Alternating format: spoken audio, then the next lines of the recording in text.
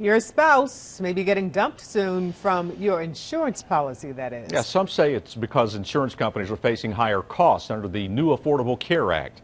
It outlines new fees to pay for its costs. And as News 13's Frank Fraboni shows us in tonight's reality check, those fees are being passed on to consumers through higher premiums and less coverage. The president was prime time while pitching healthcare reform. If we do not control these costs, we will not be able to control our deficit.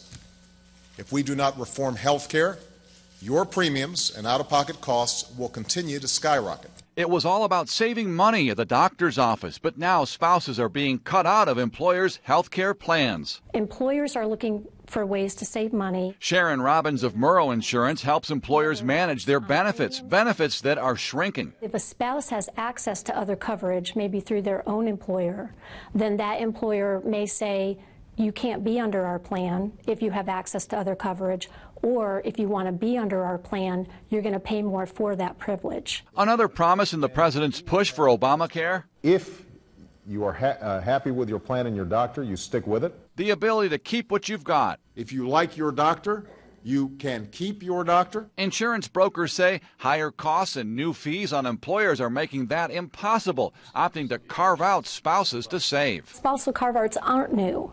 They've been around for a long time. We have clients that use them. Complicating the matter even more, companies are having to extend beyond what they did in the past, and many of them are saying it's simply getting too expensive. The national media is blaming expanding coverage for adult children under the Affordable Care Act. That's more responsibility for their parent's employer, which also means more money. But that's only part of the story, a small part. The fees that we're discussing are coming from the Healthcare Reform Act. Obamacare adds new fees that jump from $1 to $2 for each covered life to $65 in 2014. What the government's trying to do is collect $25 billion through those fees over a 3-year period. Fees to cover the cost of high-risk patients and to establish a government institute to oversee medical research and patient outcomes. Fees that are changing health plans. If you are happy with your plan and your doctor, you stick with it. Perhaps forever, despite all the promises.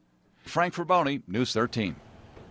And as you just heard in that report, spousal carve-outs are not new. 6% of large companies excluded them last year. That's according to the HR firm Mercer. Some experts say as more government fees get phased in, you can expect to see more benefits get phased out.